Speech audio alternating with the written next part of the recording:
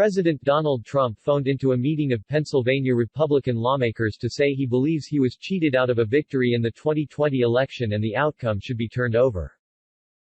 "This was an election that we won easily. We won it by a lot," Trump said to the lawmakers and Republican supporters in the ballroom of a Gettysburg hotel. "Very sad to say it, this election was rigged and we can't let that happen.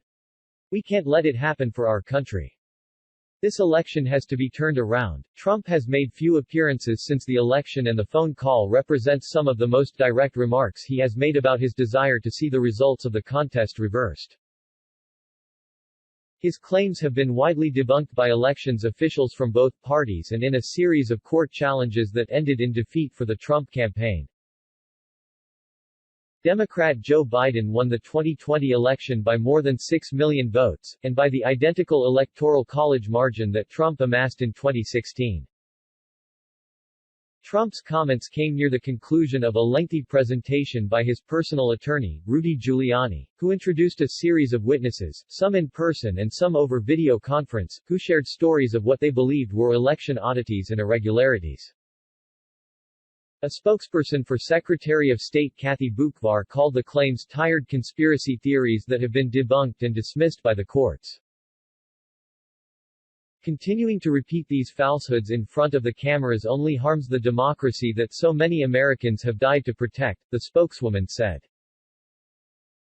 The Biden campaign declined to respond to the president's comments, referring reporters to an earlier statement that called Trump's reaction a sideshow.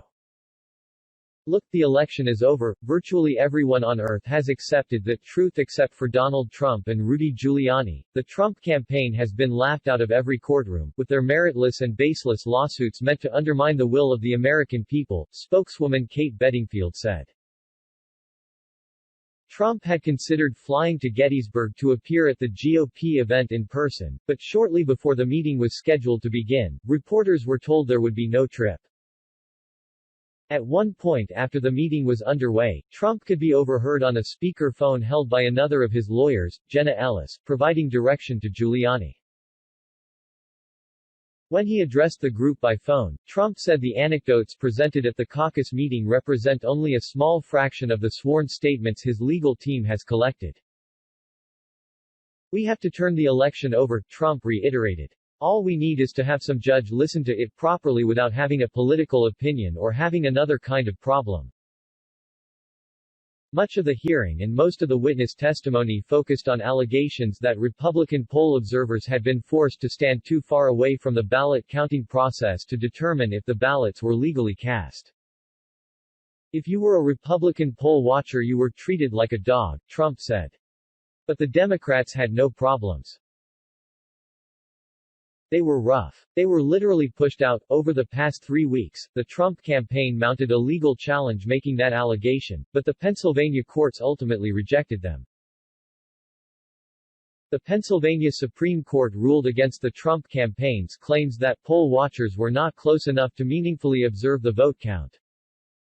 In a vote of 5-2, the court found that elections officials followed the law in providing the Trump campaign sufficient access to the poll workers who were opening mail-in ballots. "There are simply no requirements that say how close the observers need to be placed to watch the process," the court found. "These provisions do not set a minimum distance for observers to watch the process," Justice Deborah Todd wrote for the majority. The General Assembly, had it so desired, could have easily established such parameters, however, it did not. And even those dissenting were not partial to the Trump campaign argument. In his dissenting opinion, Chief Justice Thomas G. Saylor wrote that the campaign's request to cancel large numbers of ballots based on isolated procedural irregularities was misguided. During his comments Wednesday, the president confirmed earlier reports that he has had difficulty securing a lawyer to take on the effort to contest the election.